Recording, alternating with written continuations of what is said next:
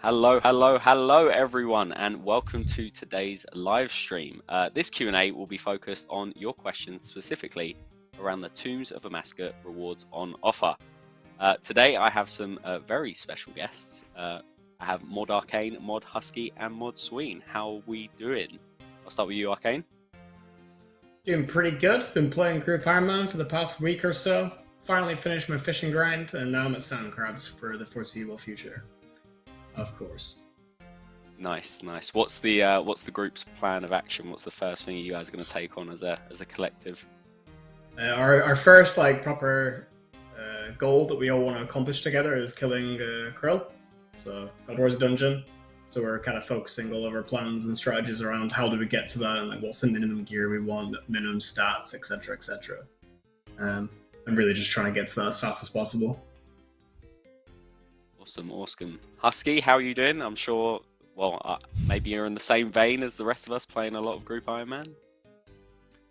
Yeah, I'm good. I haven't been playing as much as some, but a bit on the side. A couple of people in my group are pushing way further ahead, and I've just been doing some Temporos, and I've got like 1k permits and closing in on 81 fishing to like get the most out of them and give some food to people. And then I think long term, it's like they'd kind of like me to do Gauntlet and try get some bofas for everyone. So yeah, that kind of thing. I like the Gauntlet, so I don't mind going and doing that grind, but that's still like so far off. Yeah, just go do 2,000 Cryptic Gauntlet, dude. Get everyone bofas. Easy.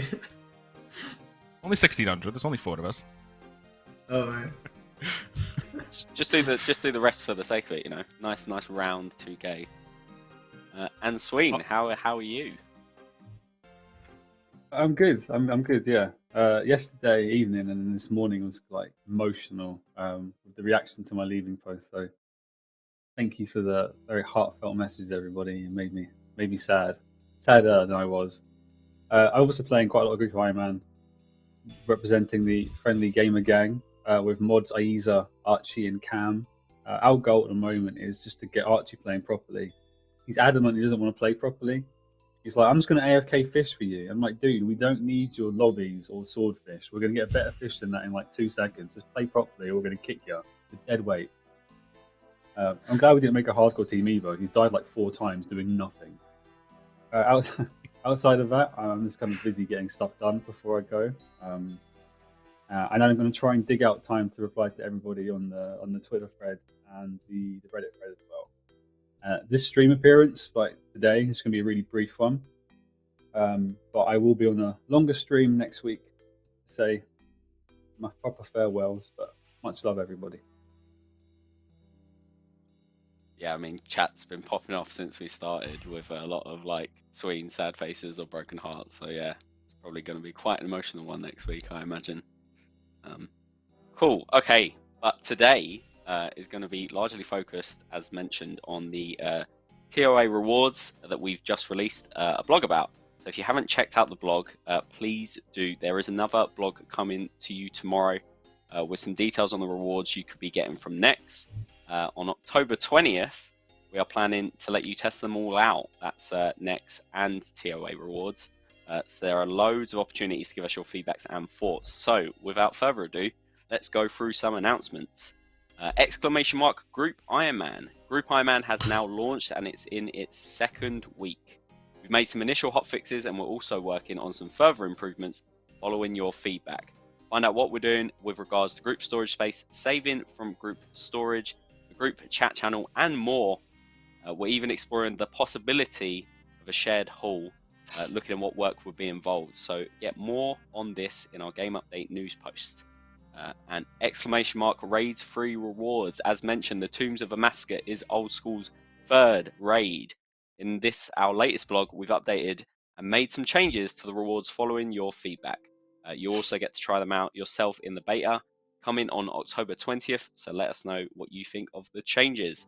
And finally, next, we will have some more details about the rewards you can expect from Nex tomorrow. So hang tight until we release a blog on Friday. The rewards will from Nex will be available to try yourself, as mentioned in the beta. So yes, that is the announcements out of the way. And just to preface this Q&A, we'd like to focus on some more general topics of conversation about Tombs and Massacres while we work through your feedback. We understand you guys have a lot of opinions about the rewards. We do see you and we hear you, and we'll have more to share once we've worked through that feedback. We'd like to remind you all again, there is a beta happening on the 20th, so make sure you're around on that game update, where you'll be able to test these items out with existing items in game. So you'll be able to, I don't think there's any limit to what you can test them out on. You'll be able to try whatever you like them. And we want to hear from you when you do. So, after that, we'll be in a great place to know what changes we can make. So please do let us know more on the 20th. And with that being said, I'm going to hand over to Mods Sween for an update on the Deadman Rerun. Yeah, thank you, Sarnie. I'll be up front to the point, like, at the moment we don't have any concrete information to share, and a bit more context behind that, right? As far as like the decision making goes and the viability of the rerun, that's kind of out of our team. Like, we're the old school team, it's kind of out of our hands. We're waiting on people to go and get information for us, and then once that's done, then we can actually look at communicating something a bit more concrete. That's where we are at that point. But we said we'd offer an update today, so that's what I'm trying to do. What we can share, this is what I've kind of been trying to find out, is just, again, reiterate that we are still committed to trying to do what's right by everyone affected in the Deadman finals.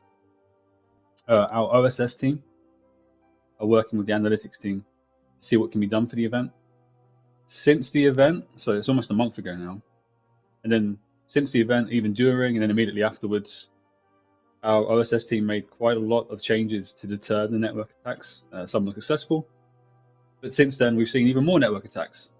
And again, more changes and more fixes are being put into place. Now, what we have also discussed is, if a rerun in the same format isn't possible or viable just because of the risks, then we're also not ruling out changing the format of the event either. Now, this is all just another long way of me saying we don't know yet what's going to happen, but we're still working on it. A rerun of some form is still something we really want to do. We appreciate that the event was like greatly flawed because of what happened, and we want to make that right. Now, I've also got just a little bit more I want to talk about PvP related. Obviously, a long time ago now, we blogged things like wilderness changes and fixes, and players are really hungry for a release date and more context and more information there. So we've got lots of various jobs, like as part of this update, that are all being worked on. But there isn't a fixed release date for them. And what we're talking about now is, do we stagger them or bundle them together? Current thinking is that we bundle them together because they're so entwined and interrelated and they affect one another. What you'll see with like various qual polls is, we'll eke out the releases as and when they're ready. Here's a bit, drip feed. But we think doing that here will kind of weaken the proposition of the update. So we're more inclined to save them for a bigger, all-at-once type release. Now, again, this isn't fixed. We'll endeavor to get that release date for you. So that is the update I got to share on the Deadman and the PvP changes. Sorry if I'm a bit out of breath. I've got like a horrible cold at the moment. And I am going to shoot because I do have another meeting to jump into. But I think before I wanted to jump out, and again, I'll be on stream again next week. Just to kind of reiterate that, like what Sarnie said earlier, and what I'm sure Arcane and Husky are going to talk about shortly, is that tons of feedback with the raid rewards. This is what this kind of like blogging stage is for. Give us loads of feedback, but give us time and be patient with it. Hasn't been polled yet. We'll poll it when it's ready. Some people are saying it's underwhelming. Some people say I want to see different effects, different changes, different tweaks. Just give us time to work through it. Like, you might be disappointed now. We've got a beta next week. So yeah, appreciate the patience. Keep giving us feedback. Keep doing great stuff. And hear out Arcane, hear out Husky. This content's gonna be sweet and the rewards gonna be great. Awesome, thank you, Sween. Yeah, hopefully you can return next week and the camera will be working again this time. Is it not working? Yeah. I don't have any I don't have Twitch or vMix open.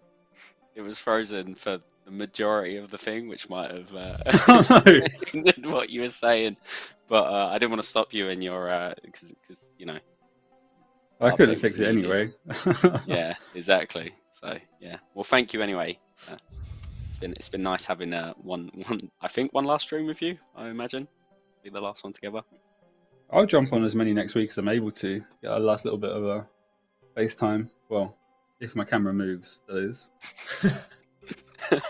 Awesome, good to hear. Well, yeah, thank you again for coming. Thanks for having me. Right, I'll catch you all shortly. Have a lovely Thank evening, you. everybody. You too. You too. See ya. Thank you. Awesome. Yeah, again, thank you, Sween, for all of that. Mod Arcane, I think we're going to go through some general topics now. So I've got this first question to ask you. How did you keep power creep in mind when designing these rewards? So first I'd like to just go on my big ass monologue that I prepared. So there's been a lot of feedback as of like the last 5 hours or something like that. I'm basically just going through all of it. So that's like Twitter, Reddit, Discord, everything. I've been talking to a bunch of players, I've been talking to people in the team, and there's a lot of feedback.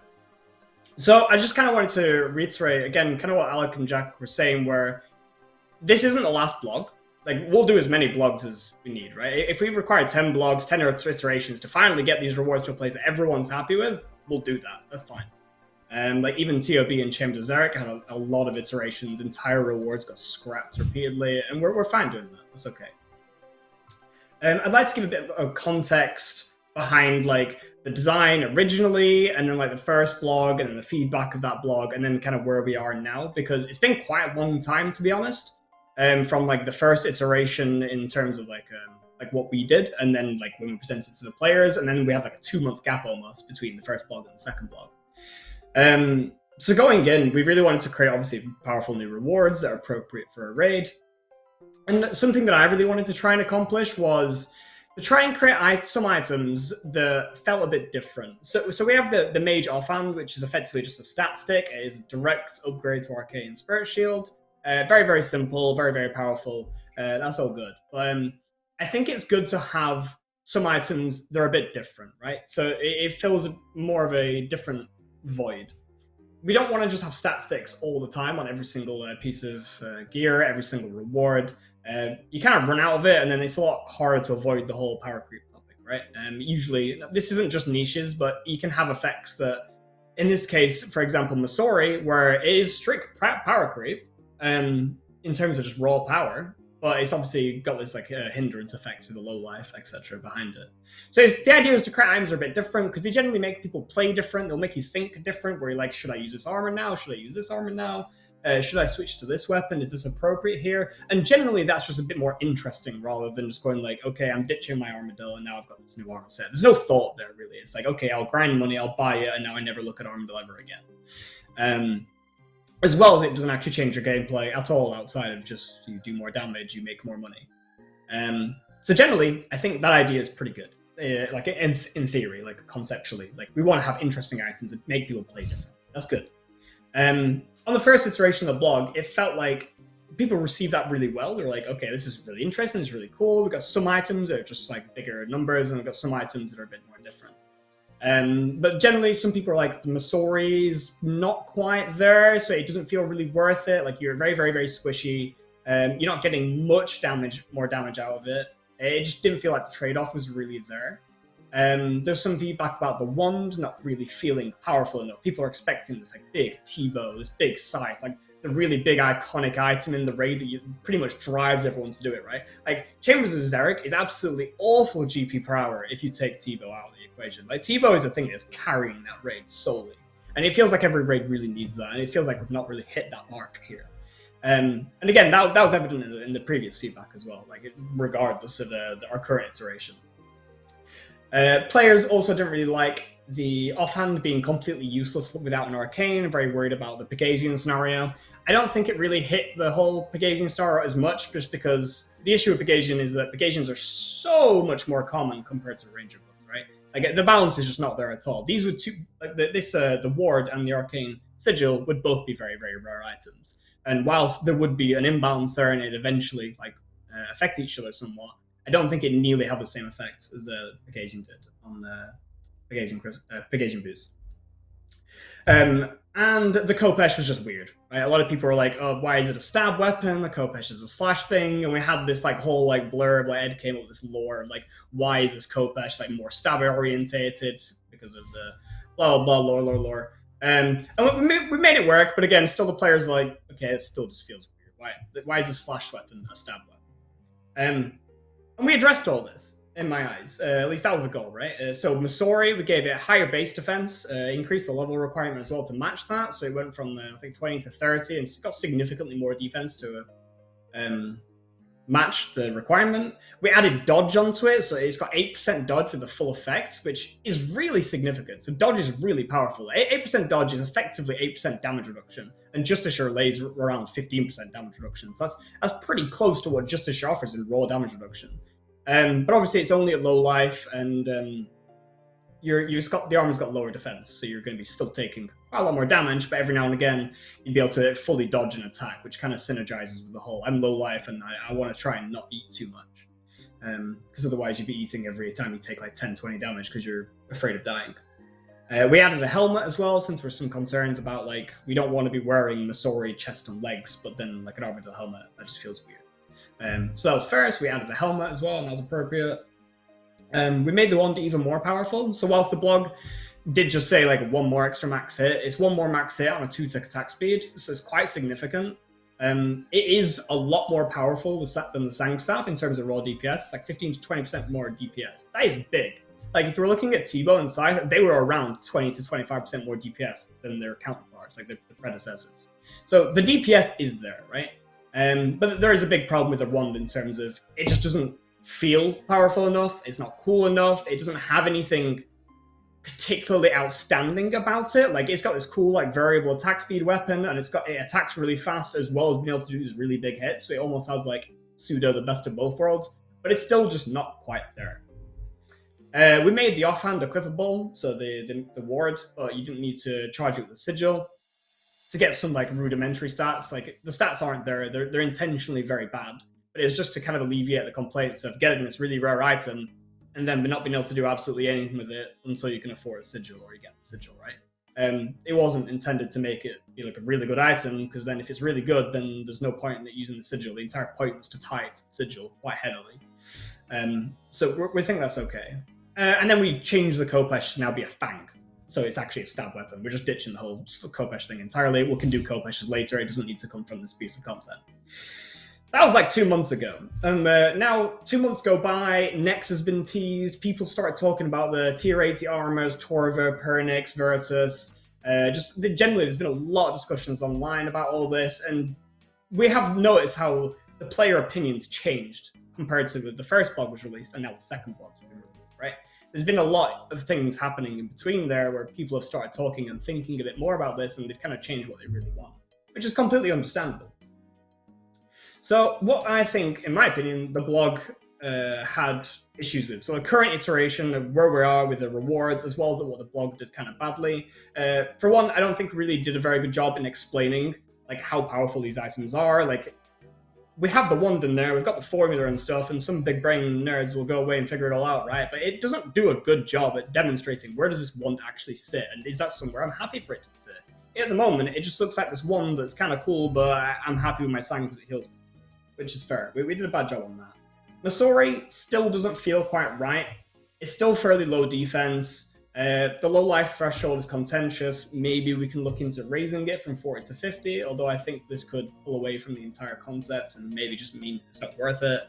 Maybe it needs more offense to make this entire mechanic worth it, but then how much more offense is really justifiable, because it's already quite a lot of strength, and strength scales like Slayer helmets and twisted bows, and you end up hitting like 5 or 6 more max hits, and it gets kind of crazy. Or do we just scrap the entire thing altogether and go with like just Pernix, right? So I'm not actually releasing Pernix, since that wouldn't make sense from TOA, but the Pernix equivalent, right? We could literally just have the tier 80 range armor. That's an option if we don't want to go with the low life thing anymore. And obviously, again, do let us know, do play with it, give feedback, etc. But again, that's still a route. The Fang and Khopesh still doesn't have a use case. I think a lot of people quite like this item, but they don't really have a very good like reason to like it. Like, it's cool, and I want to use it, and it's going to feel really good to use. But there isn't anything in the meta right now where it really like, stands out of being like, wow, I really want to get it for this. Like, it's just like, it's not quite there. And this is kind of a problem that I was talking about where, because we've not released a lot of new PVM content recently, we haven't really been able to release bosses that are like weak to X or Y. And it's like, we need to create bosses where the best way of killing them isn't released yet, if that makes sense. We haven't had a lot of opportunity to do that lately, and as you all know. And we want to do that more, and we're very conscious of that going forward, but what I'm trying to do is basically release a solution as well as the problem in the same raid, where I do expect that the Fang would be really good in the raid.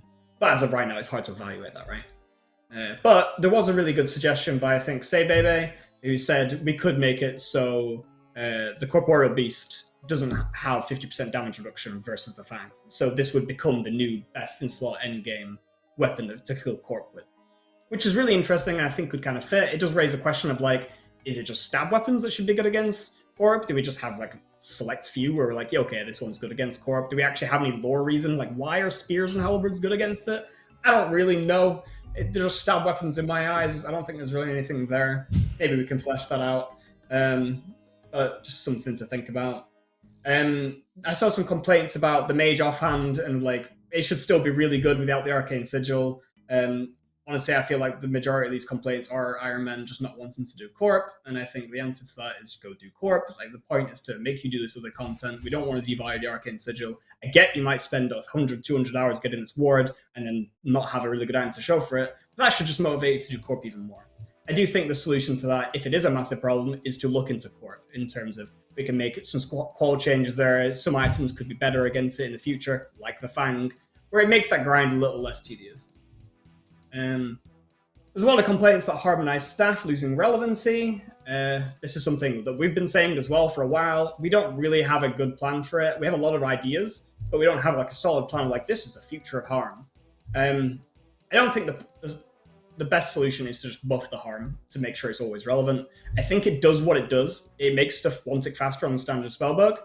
It's just that the standard spellbook's kind of shit and it's completely locked into Tome of Fire, which is just not great. I've been thinking a lot about how we could rework the standard spellbook in a lot of different ways, and naturally that would make harmonized staff just better. And I'm not looking at chat, but I assume it's full of gasps right now because I just swore.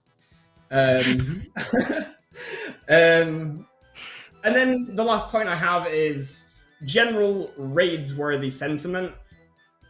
I think after talking to a lot of players and reading a lot of feedback, people generally like these rewards, and that they're cool and they feel good, but they're not 100% sold on it coming from a raid. So a raid's something we don't do very often, and it feels like if we are going to have strict power creep in terms of like, these are just really powerful rewards that shouldn't be as niche-based, it should be a raid. Raids should be the thing that really pushes that boundary. It'd be fine if, like, say, Masori or Masori equivalent in terms of, like, its niche, like, effect activations came from something more akin to Nightmare or, like, a side boss or something like that. But from a raid, I can kind of see and I can kind of agree that it's just not the place to have these, like, really niche items. Whilst we, again, still like them, and I think players still would enjoy playing with them, it's not necessarily the best place to do it. So we can always just hold off on these rewards and release them later, right? The different theme, different context, different values, etc. So yeah, safe to say we're going to be taking a lot of feedback. Please play the beta and give us feedback because it feels very different. As well as I imagine in the next few days, we're going to get a lot of people like really thinking about it and doing the math, and maybe we'll give you some more information to read upon, right? But please keep up on it, keep giving feedback, play it, give more feedback. There's the next rewards next Wednesday as well, which you've not seen yet, but obviously you'll know about that tomorrow. So that'll be interesting as well, because you'll be comparing like TOA versus Next. It's like, because you'll be able to see if they actually feel appropriate as well, and maybe you'll see the next rewards potentially being used at TOA, etc. Yeah, I think that's over. I think I'm done. So I can't really add much to that. I mean, I think the only thing I want to say is there's been so many like just comments that are rude here or there, just like, oh, Jagex don't think about things. They just release stuff and they don't listen. And like, man's just rambled 25 minutes about game design, about rewards. You know, it's clearly been thought out a lot. And even if you disagree, like, That's what we're trying to do, right? I completely agree. We don't want to release rewards that people go, this is rubbish. There's no point having this really cool content that you guys have been waiting for a long time if you guys are just not excited to do the rewards, right? So yeah, try the beta, see if they feel any better. Try and give us more specific feedback as well. Like I've seen stuff about like low life is shit and doesn't belong in the game. That is why. Tell us why. Why do you think low life is rubbish? I mean, like, people love Darox. Darox is a really fun mechanic that a lot of people play around with. Is it just the fact it's a 40 hit point threshold? Do you think it doesn't work with ranged? Do you think that the dodge chance, like, dodge chance is stupid? Like, okay, well, why do you think it's stupid, right? So, like, just come on, like, engage with us a bit more, like, keep it up. Like, we want to get these right. We want to absolutely have amazing rewards that you guys are looking forward to, right? So, and as Arcane said, if this takes 10 iterations to get what we feel is a strong set of rewards, we'll do it. We're not scared to reiterate on feedback or drop ideas if they're just not working, right? Yeah, thank you both. That was way better job than I could ever do. I can assure you that. But yeah, just to reiterate the points that both Arcane and Husky have made, like, you know, we've just released the blog. And you're allowed to disagree with us. You're absolutely allowed to disagree with us. Let us know, and you know, try them out on Wednesday, along with the next rewards. You know, and tell us anything and everything you think about these, because yeah, we will keep looking at it and we'll keep looking at your feedback, and you know, we'll go back and revisit until we feel it's right. So yeah, I think yeah, you guys again did a much better job than I did. So cool. Should we go on to the general topics then? Have some questions. Sure. I think it's about time. Awesome. I think you've mentioned it a couple times in your monologue, and I want that timed. I would like a timestamp of that monologue because it's very impressive. You out monologued me.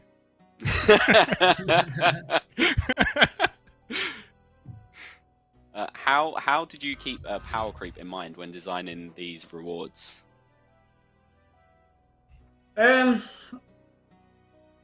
I mean, it's generally like, okay, well, if we're introducing range armor, what other range armor do we have? Does this creep on it in any way? Like, the Masori is pretty blatant in terms of it's very low defense, so Armadillo keeps that like high defense. Like, I don't want to really play risky role, and then Masori would come in being the, okay, I really care about DPS, or I want to put in extra effort, or this content isn't overly risky, or deals a lot of damage, so then Masori would fill that. So yeah, there was a lot of, okay, can I introduce items into the game without unnecessarily devaluing other items? Because we don't want to devalue stuff. Devaluing stuff is bad. Sometimes it's necessary when appropriate, and hopefully you can do things to mitigate it in certain ways. But it's bad to just mindlessly power creep stuff for like no benefit. Like just giving people 2 extra strength here and there without any thought about it, it's not great. It is really just that, just knowing all the rewards and how people use them, where the demand is, etc. Yeah, and I think like I remember you had this. I don't know if you said this on a live stream yet, or like you had the discussion internally, but like I think the topic of Torva came up a lot with regards to Nyx, right? And let's look at the stats of Torva, right? Like even ignoring the bonus hit points and stuff from RuneScape, right? You're like, okay, well it's way tankier than Bandos. Okay, so is it like basically like Justiciar, right? But with more strength than Bandos, and then is Justiciar irrelevant? And then okay, well we've got the Inquisitor set, which has like this really high damage with crush weapons, and is this just replace Inquisitor, right? Now it could be like we just need to take that step into the next tier, right? I think we've seen more than enough comments of players kind of suggesting that we should. I don't know if that would actually come down to like that's what we should do and most players should do it, and I personally think that that's going to come up eventually. Is the time now? It could be, but like maybe it's okay to go to this like tier up and just say this was the playground of like tier 70 to 75 that we've been in, and we're now moving into 80 to 85, right? I mean, the game's been out for long enough, but that also has other issues that like I'm sure like I'd love to see a discussion like this happen, right? But yeah, you're absolutely right. Like making content irrelevant is something that we really just don't want to do, right? If there's never a reason to go to Bandos and stuff, like for example, that's a bad thing. So then you say, okay, we just make it require a Bandos, and that does it. But that only works for so many things, right? I mean, I think you did say this on a live stream once. Another attachment to Primordials might just feel really weird, right? Because you got Dragon Boots and an attachment to Primordials, another attachment, then we'd release another thing and there's another attachment, right? Yeah. So I think Sometimes that's what we want to do. Appropriate. And I think that that's something that, like, you can look at, like, games like, I think World of Warcraft's the biggest example of, like, it's an expansion-based game that makes all its previous content irrelevant, basically, right? Every 2 years. That's something that we don't do a lot, and people are starting Group Iron Man on journeys, and there's a reason to almost do every piece of content still in our game for these people on these journeys. Or someone starting out can, like, go to combat achievements and, like, do bosses, and there's reasons to go and do stuff still. So I think that's something I'd like to preserve, but I'm not going to preserve that to the extent of never having power creep. I just think there's a right way to do it and stuff, you know? I agree. Thank you, guys. What inspiration did you take when designing these rewards? I know, I think I mentioned once with the Masori armor, the low life set effects is from I got inspiration from a game called Path of Exile, because they have a lot of effects that are based on low life. Obviously, very, very different game, but the inspiration and the idea is still there, right? The variable attack speed wand, I think it's just been an idea that's been thrown around internally quite a lot. I think Husky talked about it quite a while ago, and then it's just kind of floated around and then eventually just pushed it. I don't think the other ones are particularly very inspired. It's a ring that gives more energy, and it's an offhand that gives more stats. There's not much there.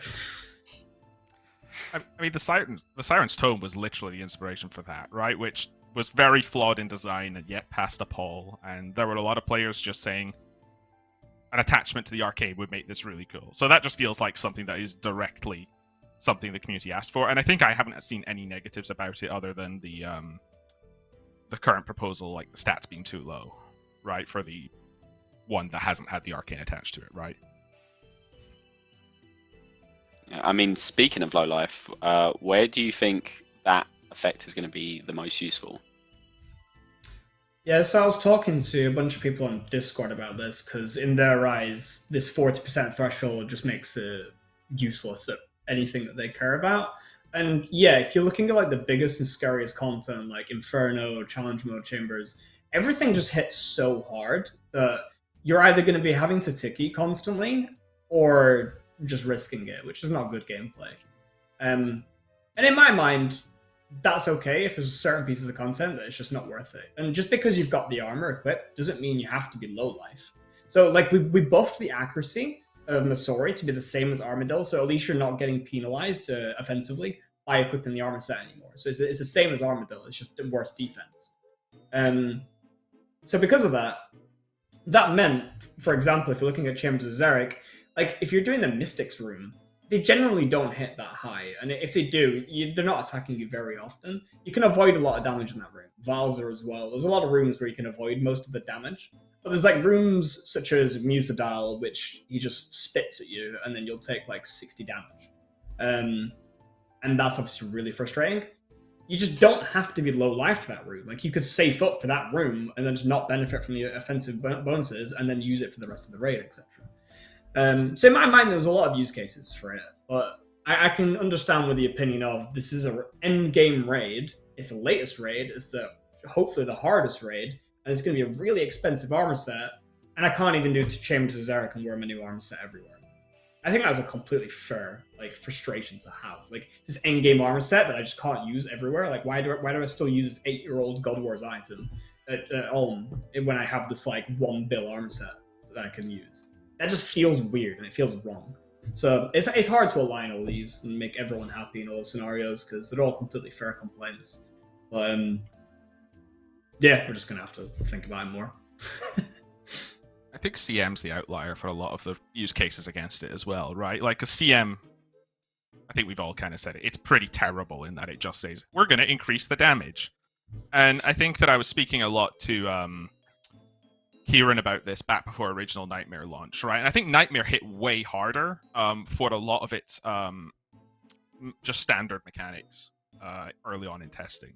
And I think it was he said that there's a point where damage really shouldn't be above a certain point unless it's completely avoidable, right? So if something's hitting you for a 60 and you can't avoid that, that feels like bad game design, right? To just expect the player to have to take 60 damage out of 99 hit points. But there's probably a point where 35 to 40 is okay, right? So that was the point where to me the Missouri armor works if you can take all the unavoidable damage, and you're never really going to die. Like, as long as you could have prayed against it, as long as you could have done something, you're not going to die about the sub 40 unless you actually do something like take a wrong step, right? You know, things like nightmares, like when you stand on the black, like pools and hands come out. If that thing hit like 70 or 80, that feels fine because there was like a warning, right? For example, compared to just her, you know, an unavoidable part of the damage. So I think that that's the sweet spot it needs to lie, and I completely get that, like, people have said increase it to 50, and I think there's a really fine threshold where, like, it just doesn't become meaningful,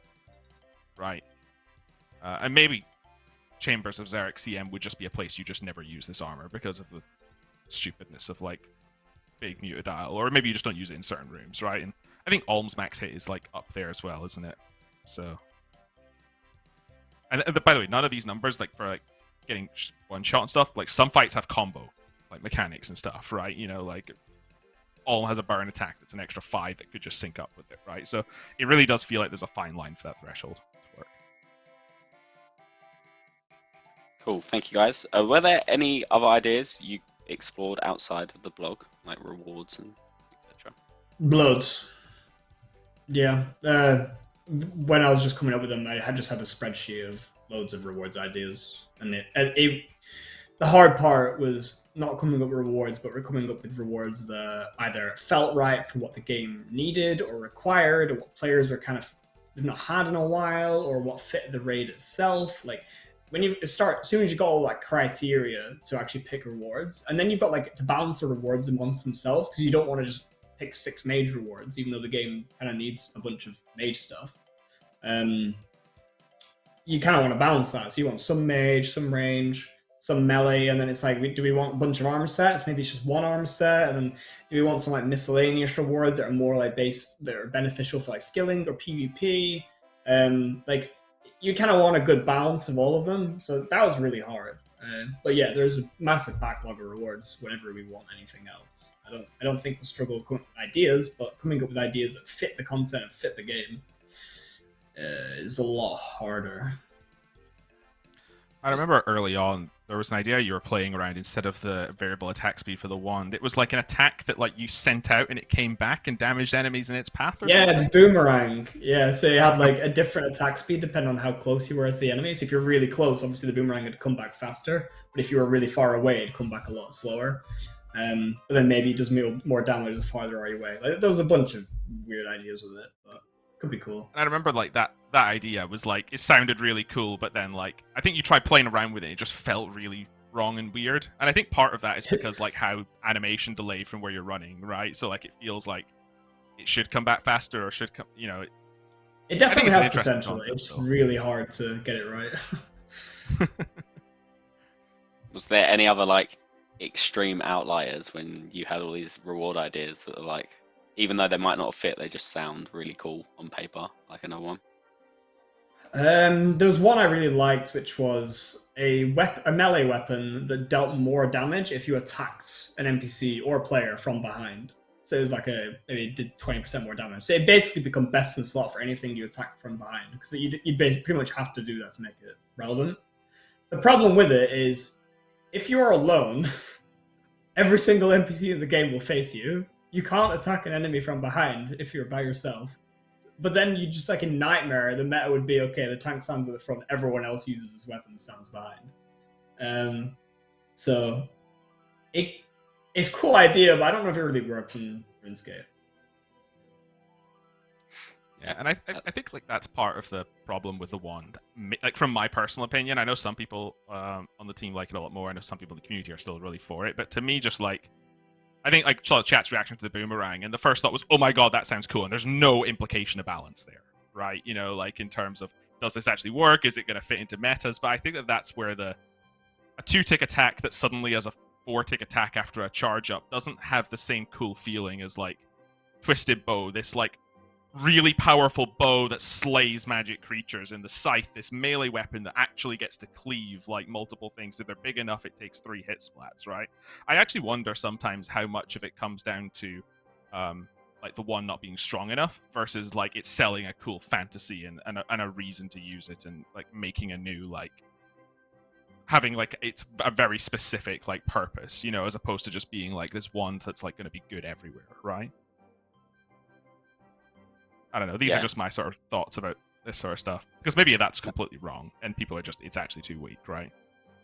No, I think you're right, Husky. That balance of like how a weapon feels versus how it like actually is impactful is so important. You've had something feel impactful, but then if it's boring in terms of its usage, it's like, nah, no.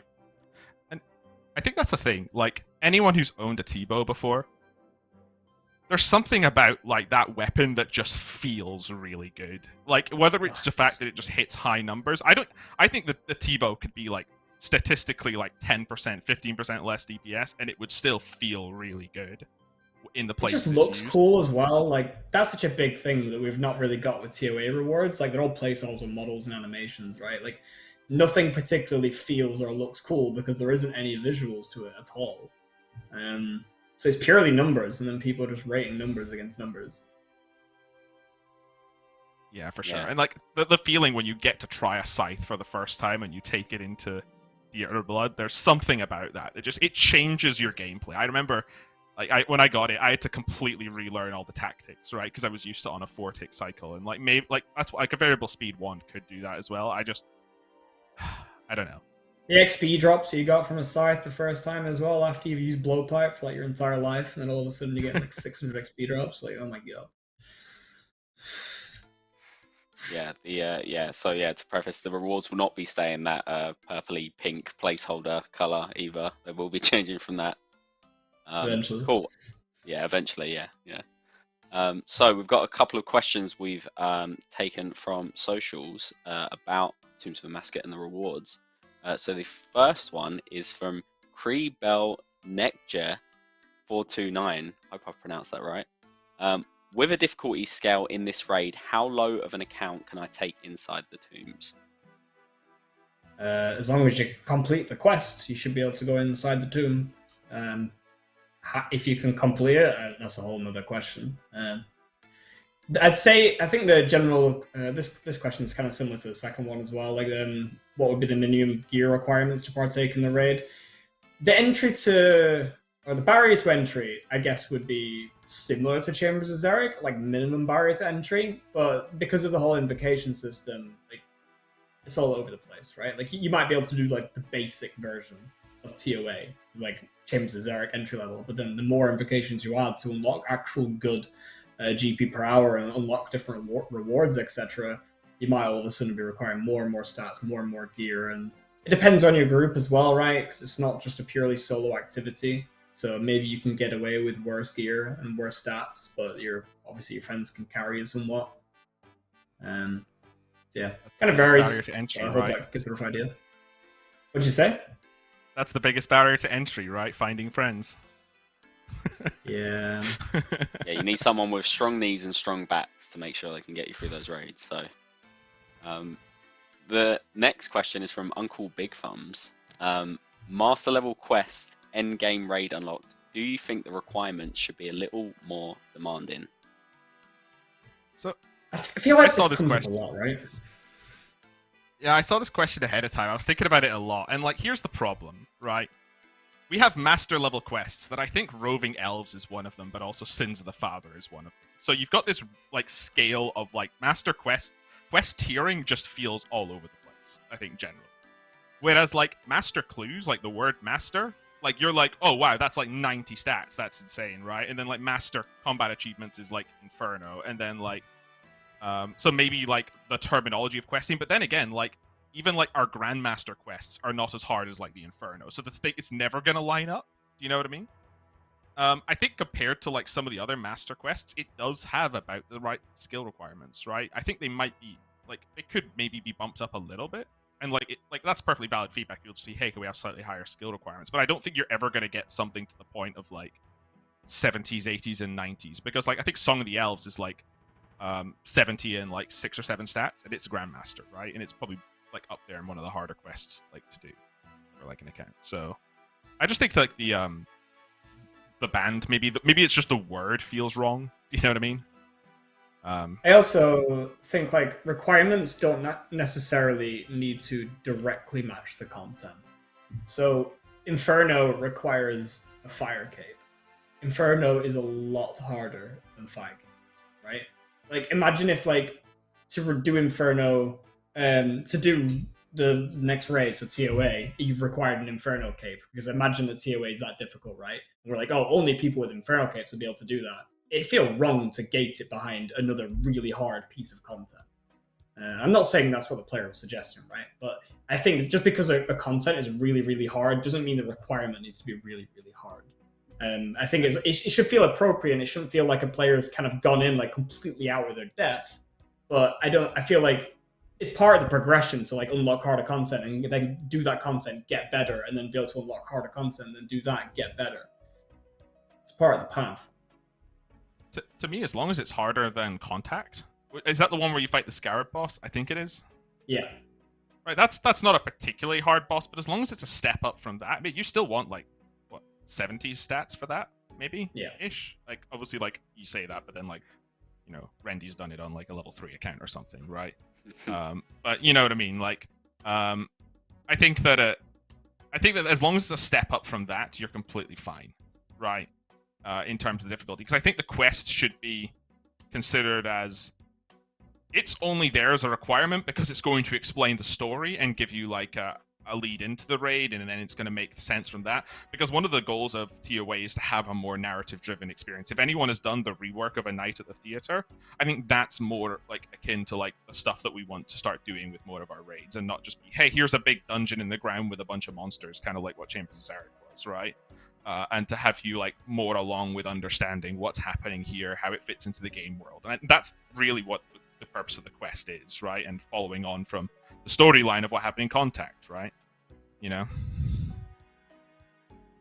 Yeah, exactly. I think you might be right onto something with perception of the word master as well, Husky. Because look at something like master combat achievements and their difficulty compared to like a master level quest. Like it very varies. So yeah, I think maybe the terminology is something, but it's you know, I think you're right. It is around that master level barrier in terms of questing. I think we've covered this point, but just to re-ask it so you all know. Later console asks, will this be soloable content? It'll scale from 1 to 8, so it'll scale further than TOB did, at least in both directions. Whether that means you'll be able to solo easily or it'll be efficient or anything like that is a completely different question. But there won't be mechanics that'll just arbitrarily prevent it from being soloable, but difficulty and just sheer complexity might make it just undesirable, right? Correct me if I'm wrong as well, Arcane, because I know you've worked a lot more in this, and I think the design intention with the invocations is we're not going to balance having all invocations on around being soloable. Like, we'll stop things that are like blatantly like this mechanic needs 2 players to do, right? Like 2 people to stand on 2 plates, 1 person can't do it. But if it's just impossible theoretically to solo at max invocations, that's also probably fine, right? Yeah. That's at least my understanding of it. And then like maybe Gear will come out, he'll do it, or like someone will discover a method, or Wooks will just do it because he's Wooks, right? And then like the other people will follow and perfect on the strategies that he found out, right? I'd be happy if for the first couple of months people just couldn't figure out how to solo it, either at all or with a certain amount of invocations on, and then eventually people kind of figure it out and you get these crazy metas that make it actually really interesting. That'd be ideal in my mind. I don't know if we'll hit it, but we'll see. I mean, yeah, regardless of how hard we actually make it, regardless of group size, someone will try it at the hardest possible way, whether we implement mechanics or they just limit themselves regardless. So, yeah. Everyone doesn't like my example. You know, pressure plates, we've got pet rocks, you know? We got this. We practiced at DKs. Cool. So the next question is from X Innocent. What are your thoughts on power creep? Do you think it's a necessary evil, or is it something you guys want to avoid as much as you can? It's definitely going to happen eventually, and it already kind of has happened multiple times. Tivo and Scythe were incredible forms of power creep. It just didn't feel like it really creeped on anything in a bad way. Is the difference, right? Power creep's fine as long as it doesn't really badly and unnecessarily invalidate other pieces of content. releasing Bandos 2, like Torva, with like 10 more strength or whatever, does power creep, but does it power creep in a bad way? Maybe yes, maybe no. Subjective. I think Bandos would still have a place in the game, even if that did happen. See, I've been on the bandwagon of like bring on tier 80 gear and you know the 80 to 85 meta and stuff for a while, right? That's something I've always wanted. I always thought it was an unpopular opinion, and the community seems to be picking it up now. I do agree, like what we said earlier in the stream, like the relevancy of content is like important, right? And we already have power creep because you have a rapier now instead of a whip, right? I do wonder, like, because the thing that's like never spoken about as well is that there are always like PvP implications of things. So like, could we come out with a better AGS, right? If you think about it in that regards, right? Well, no, because players have a maximum of like 99 hit points plus like an anglerfish, right?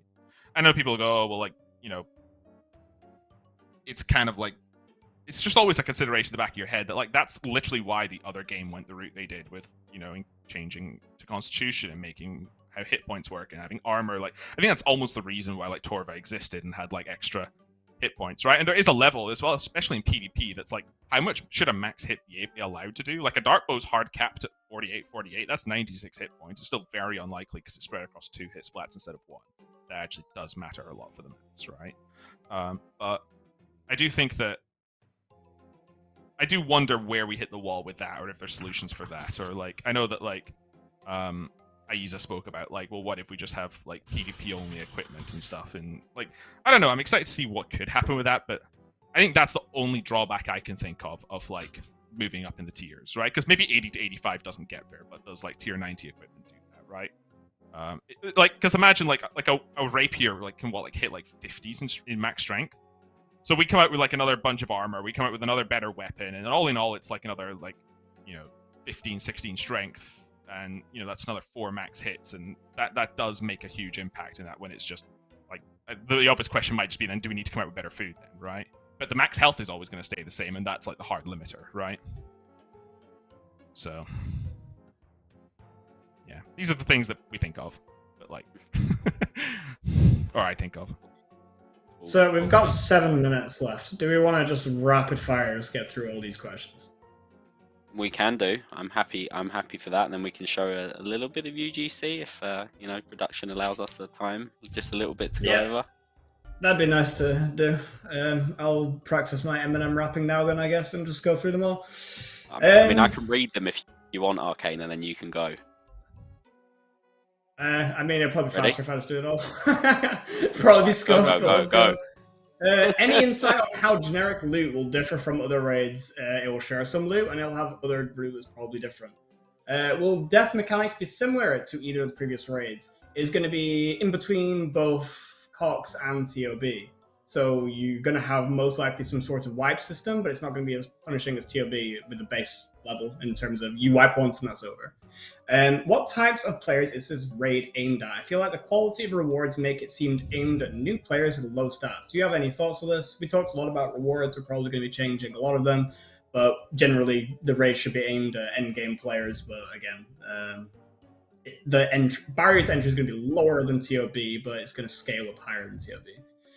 Players can be one-hit in a lot of endgame content from 40% HP. Also, tick eating will make players lose more damage than the armor will give. What is the intended niche from Sorry? A content where you feel like it's safe enough. Will TOA release also feature a lore-based quest to go beside it? Yes, it will. Are you interested in creating a more unique general resource table for Raids 3? Seems like every boss drops 3 big things: herbs, rune ore, and high-tier runes. Something like charged battle staffs or orbs, maybe arrows or dart tips, some things we don't see on many loot tables at all. Variety can go a long way. Yeah, I think we're going to be generally looking at a lot of items, but in essence, herbs, rune ore, and high-tier runes all have a pretty stable value, so I think that's why most people just gravitate towards dropping them. We've been talking a lot about general supplies and resources for drop tables recently.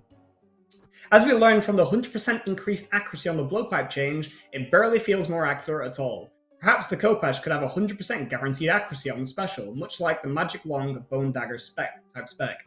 I think having a weapon with 100% guaranteed accuracy is very, very dangerous.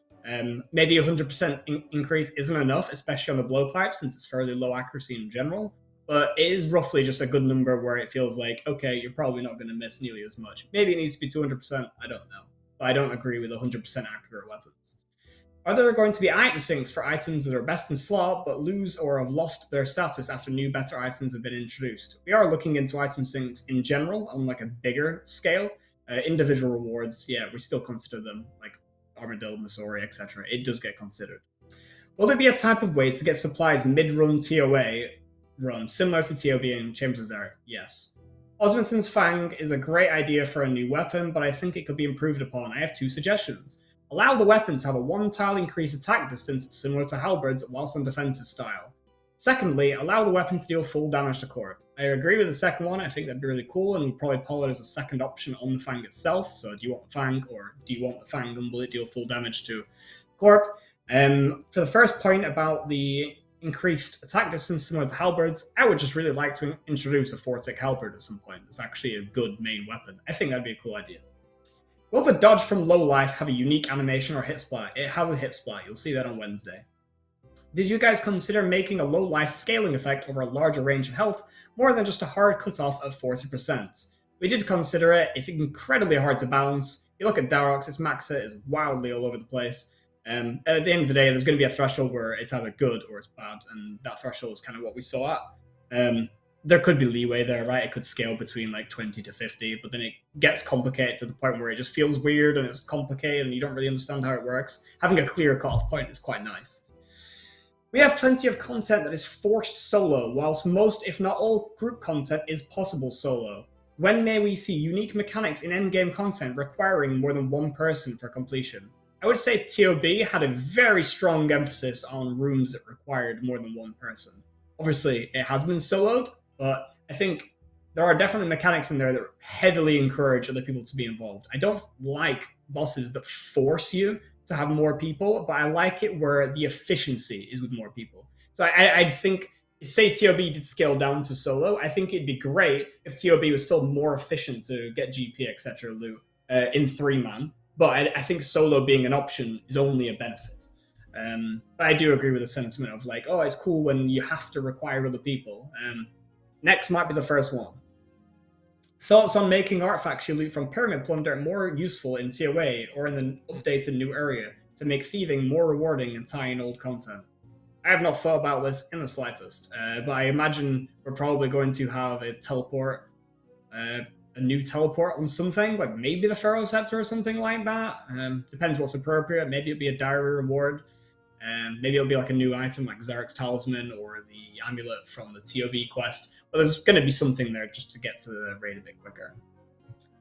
Twitch chat questions. Will there be an animation when the dodge procs? There was a hit splat for it. I said that earlier. Thoughts on adding a divine clone to raids 3? It's not too much power creep. With all the new PVM coming out and combat achievements, the power increase now has a real use. A divine clone. I assume this means the offhand. I mean, we've pulled the offhand twice and it's failed. Maybe it was 3 times. I don't know. I don't think the divine's nearly as useful in our game. I think prayer is a lot more useful as a resource. I think the Ellie is very, very powerful. But I don't know, maybe one day.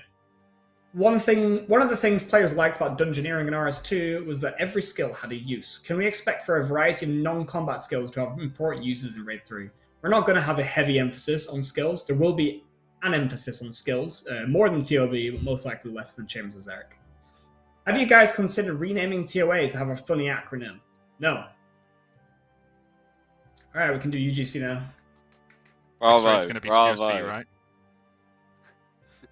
TOB, TOA, TOC. Well, yeah, I think next time, Arcane, you can take this. You can take the whole live stream, and you're just gonna have to like completely blitz through it as fast as you can. Do an entire hour stream of like 200 questions, and I'll just go through them all. Yeah, no breath, no breath though. I think your talking time this stream must be at like 40 minutes, because it was a 25-minute ramble at the start or something, right? You know. Awesome, awesome. Well, yeah, thank you very much for that, Arcane. Very, very clear and concise answering. I liked it. I liked it a lot. Cool. So we go on. We will finish with some UGC. The first one is called Starry Night Lumbee by AI generated art. Which, if it is AI generated art, it's pretty dope. Yeah, I'd have that on my wall. Awesome. It's pretty cool. Kind of trippy. It is. It is. I kind of like that though. The next bit of UGC we've got is called Varax Helm from Nickel the Grizzly Bear. Is that like head sized? Is that like full head? Like I don't know if my head could fit in that, but I'm not sure. There's a head in the background there. I'm not sure if the ratio's right though. I reckon Yeah. you could wear that. yeah, maybe. They might have to make like a bigger size one for mine though. It's the forehead that takes up most of the space, I think. The next one we've got is the OSRS plate from a user called Thesaurus. So that's pretty cool. Pretty cool. And the next one, which I definitely felt when started Group Iron Man, is the when the Imp Catcher Magic XP hits. Felt good. I imagine all of my Group Iron Man team felt like that, as I was the resident Imp Hunter at the start. But we've got enough now. We've got enough now. So it's all good. It does feel different though, getting the beads for everyone else, which is quite nice. It's like a nice motivator. Like painful, you mean? Like...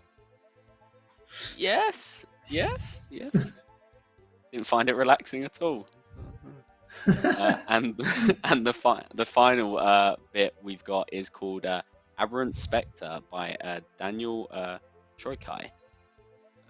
That is very cool. Aberrant Spectres have hands. Oh god. Oh. I would have that hanging up with the Lumbee pick. I think it's got similar vibes. Awesome. And finally, we've got a quick reminder of what our own artists have been working on for the Tombs of Amascut.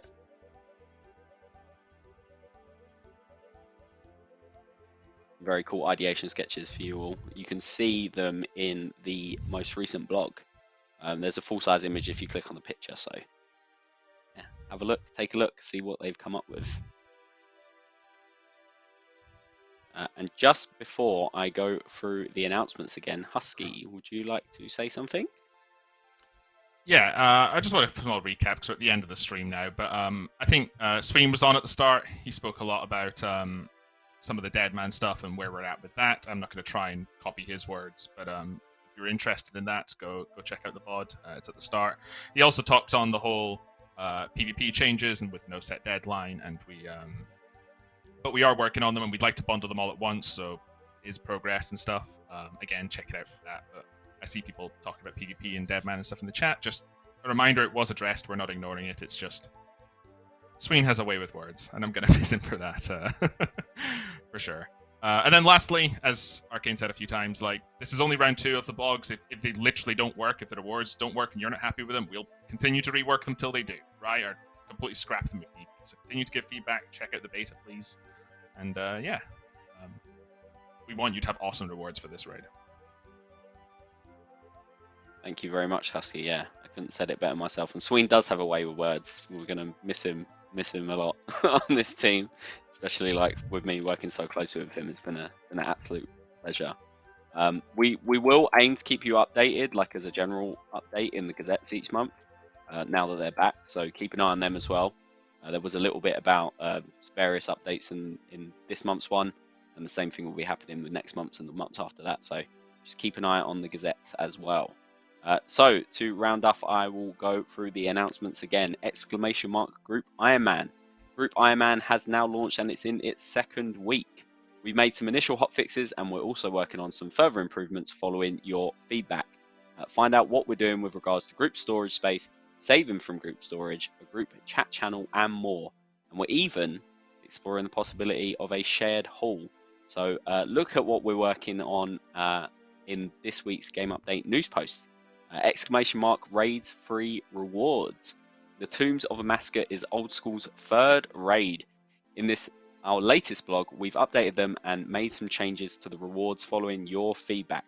You also get to try them out yourself in a beta coming on October 20th. Let us know what you think of the changes, and please take part in that beta. It will be a good experience. Have a reread of the blog if you've read it already, and if not, head over to that now. And finally, next, we will have some more details about the rewards you can expect from next tomorrow.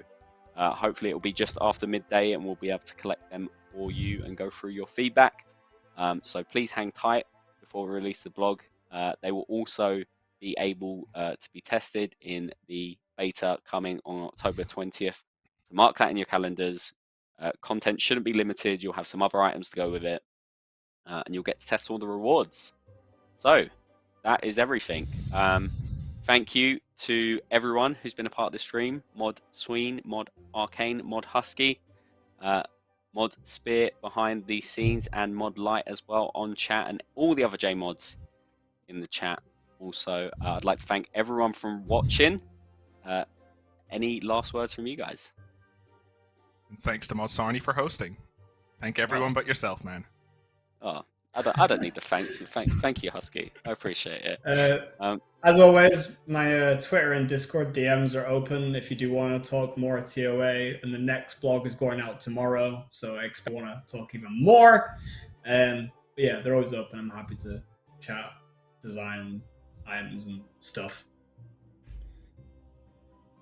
Yes, please follow all the J mods that have been featured and all the other ones. All of us. Just follow us all. It's a good way to start conversation with us. Have a chat and let us know what you're thinking. With that being said, thank you very much for watching, and we will see you next week in the next stream. Goodbye.